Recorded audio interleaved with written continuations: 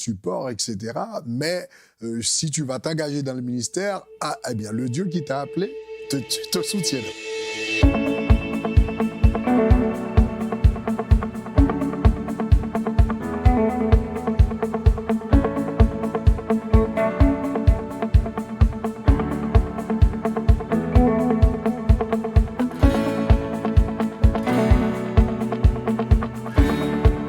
Mon histoire, aujourd'hui j'ai le privilège d'être avec le pasteur Grégory Toussaint. Bonjour pasteur. Bonjour Evelyne, c'est un plaisir d'être avec vous. Vraiment, c'est tout mon plaisir, vraiment un honneur de vous recevoir dans cette rubrique. Vous étiez là la semaine passée avec nous dans l'émission Bonjour chez vous et là on continue avec la rubrique et c'est vraiment un plaisir. Et aujourd'hui vous allez nous partager comment cette campagne In Haïti dont on a parlé dans la rubrique Culture et Médias la semaine dernière, comment cette campagne en fait était pour vous l'accomplissement d'une promesse que Dieu vous avait faite quand vous aviez 24 ans. Voilà. Donc on revient, 20 ans auparavant, environ. On ne va pas dévoiler Environ. votre âge. Environ, ouais. Environ 20 ans en arrière. Ouais. À cette époque-là, vous pensiez partir pour faire des études de médecine, c'est ça? Vous étiez en Haïti à ce moment-là ou... Ouais, au fait, en ce moment-là, j'étais à New York. Ok. Donc, bon, j'étais un peu impliqué, déjà impliqué dans le ministère de la prédication. Et je m'apprêtais à terminer mes études. Donc, j'avais fait... donc, aux États-Unis, on fait ce qu'on appelle pre-med. Donc, pre-med, c'est tous les cours qu'on prend pour pouvoir être admis à l'école de médecine. D'accord. Donc, j'avais déjà pris tous ces cours. Ok. Donc, Le processus était déjà engagé pour être médecin. Exactement. Et quand le Seigneur m'a parlé, et le Seigneur m'a dit qu'il ne voulait pas que j'aille à l'école de médecine. Il voulait que j'aille à l'école biblique, un séminaire de théologie, pour pouvoir me fixer, me focaliser sur le ministère. Donc, donc, quand j'ai reçu cette parole de la part de Dieu, donc je l'ai partagée avec mes parents. J'ai dit à mon père et à ma mère, donc je ne vais pas, m'enregistrer à l'école de médecine, plutôt je vais à fréquenter une école de théologie. Donc maintenant, dans la culture haïtienne, il y a vraiment 3 professions qu'on valorise vraiment dans la culture haïtienne. Donc il y a la médecine, il y a le droit, il y a le génie civil. Pas la prédication. Pas la prédication. Pas la prédication.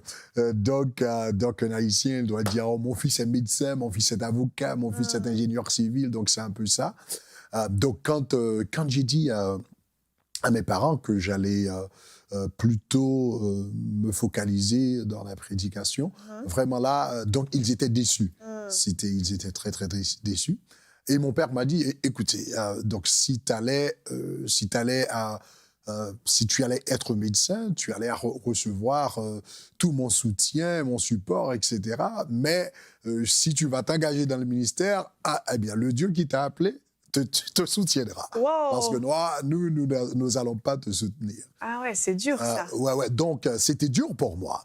C'était dur pour moi parce que mes parents sont chrétiens et m'ont élevé dans une atmosphère chrétienne. Donc, je ne comprenais pas pourquoi des parents chrétiens qui m'ont inculqué des valeurs chrétiennes. Maintenant, je voulais avancer un peu plus avec Dieu. Pourquoi mes parents s'opposaient à ce genre de choses? Bon, évidemment, par la suite, j'ai compris. J'ai compris. Donc, eux, leur souci, c'était... Ils avaient vu la vie des pasteurs haïtiens, les ministères haïtiens, la vie des pasteurs haïtiens. Ils connaissaient leur misère, leur souffrance sur le plan social, économique et tout ça, etc. Oui. Ils regardaient à tout ça, donc ils se sont dit, nous nous sommes investis dans notre fils, dans nos enfants pendant des années. Nous n'aimerions pas qu'ils aient une vie difficile. Oui. Donc eux, ils regardaient tout ça, l'aspect social, l'aspect économique, etc.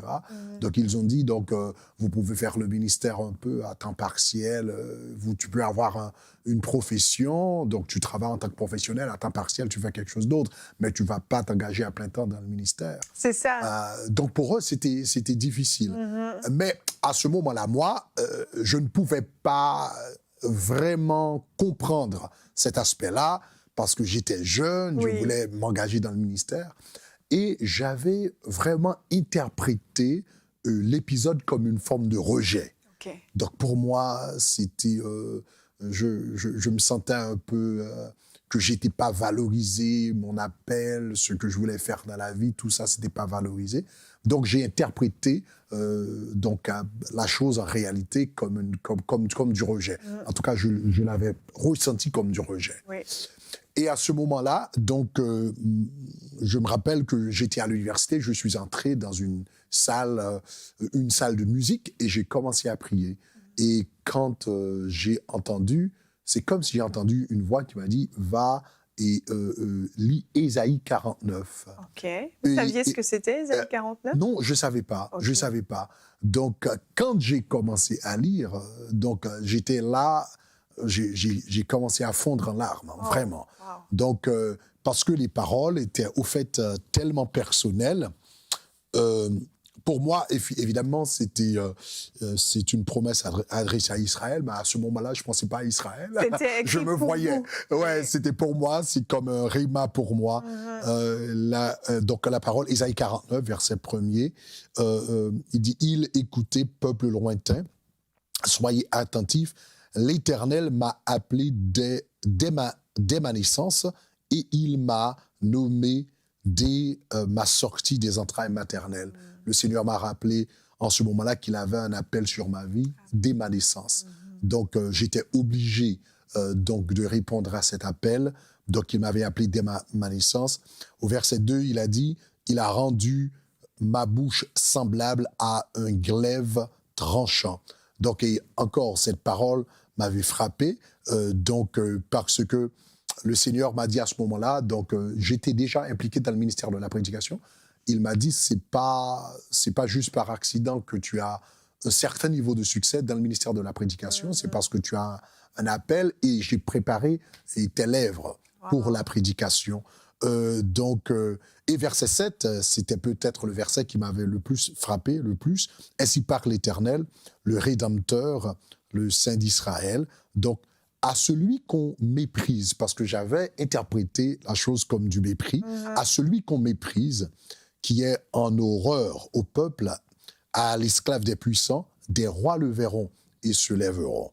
Donc j'ai compris que le Seigneur me disait en ce moment-là, tu te sens méprisé maintenant, mais si tu réponds à mon appel, je vais t'honorer. Wow. Dans le futur, je t'honorerai. Quelle belle promesse. Ouais, des promesses. Et au verset 9, il a dit, pour dire aux captifs, sortez, et ceux qui sont dans les ténèbres, paraissez. Donc, en réalité, le Seigneur m'a... j'ai compris qu'il y avait 3 grandes promesses dans ce verset. Premièrement, à travers le verset 2, Grégory, tu auras un ministère de prédication puissant. Je vais me servir de tes lèvres. Je rendrai ta bouche comme un glaive tranchant. Deuxièmement, donc tu as un peu méprisé aujourd'hui, mais si tu réponds à mon appel, donc tu seras honoré et les puissants de la terre viendront à toi à cause de cet évangile et de cette parole. Et troisièmement, pour dire aux captifs, donc tu auras un ministère de délivrance, ceux qui sont captifs, ceux qui sont enchaînés dans les ténèbres, à travers la parole de Dieu, tu auras la chance de proclamer leur délivrance par la parole. C'est ce que j'avais retenu de ce passage ce jour-là. Ça vous a fortifié, j'imagine, à ce moment-là. C'était une confirmation, en fait. C'était une confirmation, ça m'a fortifié, ça m'a encouragé. Donc, c'est ainsi que j'ai pu prendre la décision qu'il fallait prendre à ce moment-là. Donc, en dépit de tout, j'avais pris la décision d'aller à l'école biblique à Dallas, Texas. Ah oui, c'était un pas de foi, en fait, vraiment. Oui, c'était un pas de foi. C'était un pas de foi parce que je savais que je n'aurais pas le soutien de mes parents, de mes proches. Donc, il fallait réellement compter sur Dieu, absolument. Exactement, Donc, exactement. Et Dieu l'a fait. Et les années se sont écoulées, vous avez commencé votre ministère. Vous avez parlé un petit peu de vos débuts dans l'émission de jeudi dernier, dans Le Pasteur, j'ai une question. Et puis là, il y a maintenant à peu près, je ne sais pas quand est-ce que ça a commencé à germer, cette idée de la campagne United. Il y a 1 an, 2 ans Bon, il y a à peu près 1 an. OK. 1 an. Donc, c'était Donc, nous sommes en 2016, au fait. Ok. Donc, le Seigneur m'avait appelé à un temps de prière, au fait, un temps de jeûne. Pendant que j'étais dans ce temps de jeûne, soudainement, j'ai eu une vision. Et puis, c'est comme si je me voyais sur une montagne et j'étais entouré d'épaisses, il y avait des ténèbres épaisses autour de moi. Et j'ai vu que, donc j'ai volé. C'est comme si j'ai pris le vol. Ok. Donc, et puis je suis allé dans les profondeurs de la mer. Mais moi, j'avais prêché un message sur la mer, ce que ça représente. Donc, je sais que quand on parle, la Bible parle dans Ésaïe chapitre 27, verset 1er, le Léviathan, en anglais, il dit le Léviathan qui vit dans la mer. Oui. Donc, une fois que j'avais enseigné sur donc le diable, évidemment, travaille sur la terre, dans les cieux et dans la mer. Mais le quartier général du royaume du diable, c'est la mer. Donc, la Bible parle du Léviathan qui vit dans la mer. Donc, automatiquement, j'ai compris tout ça, mais je me suis dit, mais pourquoi est-ce que je me trouve sous la mer? C'est comme un peu le quartier général du diable, dans le monde spirituel, évidemment. Oui, on ne parle pas du monde physique, dans le monde spirituel. On comprend bien, oui. Et puis, le temps que je pensais à tout ça, voici, j'étais déjà arrivé. Quand je suis arrivé, j'ai vu des milliers... Premièrement, j'ai vu des visages que je reconnaissais et d'autres que je ne reconnaissais pas. Et soudainement, les visages commençaient à se multiplier au point que je voyais des milliers et des milliers de personnes qui étaient enchaînées sous la mer, sous les eaux. Et puis, et j'ai vu que soudainement, j'avais une épée à la main et je prononçais des paroles. Et au fur et à mesure que je prononçais des paroles, des chaînes tombaient, des chaînes tombaient, des chaînes tombaient. Je pouvais entendre le bruit des chaînes qui tombaient par milliers. Et puis, je suis revenu de la vision. Quand je suis revenu, j'ai noté, et puis j'ai partagé avec l'Église. Et je savais également que cette multitude que je voyais, c'était des Haïtiens. Okay. Donc, je le savais également dans la vision. Donc, quand je suis revenu, j'ai noté, et j'ai partagé avec l'Église. J'ai dit, voilà ce que j'ai reçu de la part du Seigneur. Donc, le Seigneur va faire quelque chose en Haïti et je sais qu'il va utiliser ce ministère d'une manière ou d'une autre. Donc, je ne sais pas quand et comment, mais on note et on prie là-dessus. Okay. Donc, au fait, c'était en octobre 2016. Oui. Et puis, voilà, j'ai partagé avec l'Église. À peu près un mois plus tard, en novembre 2016, j'ai reçu un appel du pasteur Ivan Castanou. Il m'a dit, écoute, je suis en Côte d'Ivoire et je suis en train de parler au pasteur Sanogo. Il m'explique, il me parle d'un fardeau qu'il a pour Haïti, un fardeau pour faire une croisade qui impacterait la nation. Donc il m'a dit, donc j'ai pensé immédiatement à toi. Donc, je suis avec lui, donc je te mets en contact avec lui. Donc si ça te parle, donc nous pourrons mettre nos ressources ensemble pour que cette croisade soit une réalité. Wow. Donc c'est comme ça que ça a commencé. Hein. C'est un peu comme ça que ça a commencé. C'est fou. Et là, quand il vous partage ça, vous savez que c'est une réponse, c'est l'accomplissement de cette vision qui est en train de commencer. Exactement, exactement. Donc, j'ai su immédiatement que c'était l'accomplissement de la vision et le Seigneur voulait que je sois disponible pour cette croisade et que je participe pleinement à cette croisade complètement. C'est merveilleux parce qu'il vous donnait le comment, il va aller les ressources aussi, parce que à plusieurs, vous étiez beaucoup plus forts. Exactement. Toute une organisation, le pasteur Mohamed Sonogo qui est habitué à ces campagnes précisément, donc c'était extraordinaire. Précisément. Donc il m'avait donné la vision pour le pays, mais je n'avais pas nécessairement le savoir-faire, etc. Oui. Donc lui, étant donné qu'il avait ses ressources, le Seigneur donc l'a révélé exactement, lui a révélé Haïti. Donc c'est intéressant parce que avant il m'a dit qu'il devait il se préparait à faire une croisade en Libéria ou quelque chose de ce genre. Okay. Et le Seigneur lui a dit que tu changes, tu vas à Haïti. Ah, c'est Ah, fou. voilà. C'est fou. Et puis là, la campagne in Haïti qui a été absolument glorieuse, au-delà de même ce que vous aviez espéré. Exactement. Et puis là, vous vous êtes souvenu de ces promesses que Dieu vous avait faites dans Ésaïe 49. Ah ouais. Et puis on peut revoir peut-être point par point la première promesse qu'il vous avait faite. Oui, exactement. Donc, pendant la croisade in Haïti, personnellement, pendant que j'étais dans la croisade, c'est comme j'avais à l'idée. Je remettais en mémoire les paroles que le Seigneur m'avait données.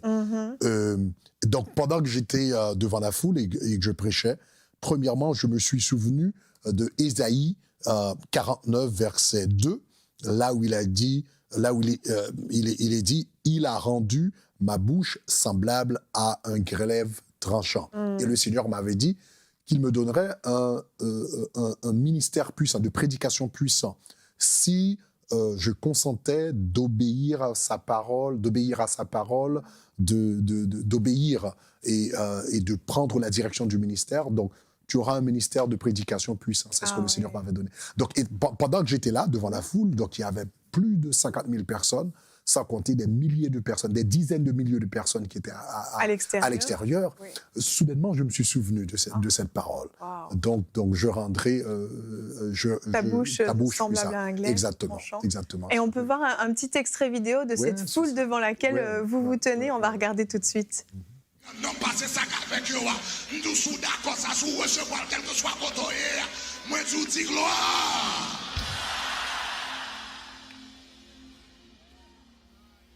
On voit cette foule gigantesque devant vous et là, vous avez prêché devant cette foule. Wow. Ça, c'était la promesse numéro 1 qui était accomplie. Et il y en a eu 2 autres. Oui, exact. Donc, il y a 2 autres. La seconde promesse que le Seigneur m'avait faite, c'était dans Ésaïe, donc encore 49, le verset 7. Il avait dit « À celui qu'on méprise et qui est en horreur au peuple, des rois le verront et se lèveront. » Donc, le Seigneur m'avait dit, les personnes en position d'autorité viendront à toi. Donc, tu n'auras pas toi-même à aller les chercher. Ils viendront à toi à cause de la parole de Dieu, du ministère de la prédication. Et c'est ce qui s'est passé en Haïti. Exactement. Oui. C'est ce qui s'est passé en Haïti. Donc, c'est intéressant que l'équipe in Haïti avait adressé une lettre au président, mais il n'avait pas répondu. Mais quand la croisade a commencé, il y avait eu un impact tellement puissant sur le pays que lui-même, il a décidé de venir et participer à la croisade. C'est fou, et vous avez pu vous entretenir avec lui en privé, avec le pasteur Castanou et Sanogo, pasteur Sanogo, exactement. Donc, quand il était venu, on a eu la chance de nous entretenir avec lui, de lui parler de l'Évangile, du plan de Dieu pour le pays. Donc, en privé, on a eu la chance de lui parler. Donc, maintenant, en public, on a eu la chance de prier pour lui. Il a parlé à la nation et on lui avait demandé donc s'il voulait que nous prions pour lui, pour que Dieu puisse le diriger dans son travail. Et il a dit oui, je veux la prière, je veux que vous priez pour moi. Ça devait être un moment fort pour vous, vraiment. Oui. C'était un moment très, très fort pour nous, pour le pays et pour nous également. Parce que comme j'avais mentionné, que Haïti a une tradition vaudouesque très forte. Donc, le fait que le président consente à recevoir la prière du secteur évangélique en public, en direct devant la nation, c'était quelque chose de très, très fort. C'est extraordinaire, vraiment. Et soudainement, je me suis souvenu de cette promesse que le Seigneur avait faite, que des puissants et des grands de la terre, des rois viendront, se lèveront et viendront à toi à cause de l'évangile, à cause de la parole de Dieu. Gloire à Dieu. Et il y a eu encore une autre promesse accomplie là-bas, vraiment. Dieu a accompli sa parole. Il y a eu une autre promesse accomplie, c'est au verset 9, là où il est dit pour dire aux captifs, sortez, et à ceux qui sont dans les ténèbres, paraissez. Donc, le Seigneur m'avait dit que tu auras un ministère de délivrance très fort, un ministère de libération spirituelle très, très forte. Et en rétrospection, je me suis rendu compte que pendant la prière de délivrance, le mot que je disais, en réalité, c'était le synonyme de sortez, je disais dehors. Oh, bah alors vraiment. Voilà, et c'était écrit pour dire aux captifs sortez. Sortez. Et ceux qui sont dans les ténèbres paraissaient. Et moi, je disais dehors. Donc, quand je relisais ces promesses, à les comparer à la vidéo, je me suis rendu compte que j'utilisais un synonyme. C'est fou. C'était sans le savoir. Ouais, vous étiez en plein dedans. sans le savoir. On peut voir justement la vidéo dont vous parlez, un petit extrait, parce que ça a été un long temps de délivrance, mais on peut regarder. Terre, esprit de mort, esprit de mort, esprit de mort, puissance brisée, puissance brisée, puissance brisée, le prince de la ville est venu, le prince de la ville est venu, le prince de la ville est venu, Rabakashadaba, Rebekedebosanamamamakadaba, esprit de mort, terre, terre, terre, terre, terre, terre, terre, dans toute salsa, libérez-les, libérez-les, libérez-les, libérez-les, libérez-les. Quand jeune garçon qui là, qui relève André Hippolyte, ou quoi esprit de mort qui m'a déclaré, André Hippolyte, quel que soit contre toi, attendez maintenant, délivré, esprit de mort, sorti, sorti, sorti, sorti, sorti, sorti, sorti. Quand on est à prier, puis quand on est un spectateur, quand on est à prier, son bagage sérieux qu'a réglé là. C'est ça que fait pas de jambe qui a servi de diable, ça. Nous pas de jambe qui a servi. Alors, sorti, c'est le mot créole pour sortir. Oui, c'est ça, exactement. Donc voilà, donc, j'avais même pas noté, donc je viens de voir. Donc vous l'avez dit concrètement. C'est merveilleux. C'est merveilleux, Dieu est fidèle. Vraiment, vraiment, Dieu est vraiment fidèle. Ouais. Et pour terminer, est-ce que vous aimeriez juste adresser rapidement quelques mots aux téléspectateurs qui nous écoutent, qui aussi peut-être ont reçu une promesse comme ça et qui ne l'ont pas encore vu s'accomplir? Amen, amen. En tout cas, je voudrais donc encourager à vous qui me regardez, qui m'écoutez, surtout les jeunes qui sont en train de me regarder. Donc, vous avez peut-être reçu l'appel de Dieu, vous avez reçu un mot de la part de Dieu pour t'investir dans le ministère, pour t'investir librement, pleinement dans le ministère. Et peut-être c'est un peu difficile, peut-être qu'il y a des oppositions, mais j'aimerais vous dire que Dieu est fidèle. Il va garder sa parole, il va garder ses promesses, il va vous donner toutes les ressources dont vous avez besoin pour que cette promesse devienne réalité. La promesse du Seigneur, même quand elle semble tarder ou encore venir un peu plus tard, Dieu accomplit toujours ses promesses. Quand le Seigneur m'avait fait cette promesse, j'avais 24 ans. Maintenant, donc, ce sont des années plus tard, donc à peu près 20 ans plus tard, cette promesse s'est accomplie à la lettre. Donc, je vous encourage à suivre, à répondre à l'appel de Dieu. Vous n'allez pas regretter cette décision. Amen, amen. Donc, est-ce qu'on Vous voulez prier? Mais oui, allez-y. Seigneur, au nom de Jésus, je prie maintenant pour cet homme ou cette femme qui est en train de regarder, Seigneur, qui a reçu cet appel, qui a reçu ce fardeau de s'investir dans le ministère. Je te demande au nom de Jésus, alors qu'il manifeste son obéissance ou elle manifeste son obéissance, je te demande au nom de Jésus de pourvoir à toutes les ressources dont il aurait besoin ou elle aurait besoin, Seigneur, pour la gloire de ton nom. Que ta parole se manifeste, se concrétise dans leur vie comme tu l'as fait pour moi. Au nom de Jésus. Amen. Vraiment, gloire à Dieu pour ce qu'il a fait. Et c'est, à mon avis, juste le début. Vous allez encore vivre de grandes choses, j'en suis convaincue. Merci beaucoup, Pasteur Grégory, d'être venu raconter votre histoire. C'était vraiment un honneur et puis je suis sûre que vous avez encouragé beaucoup de monde. Merci. Merci à vous.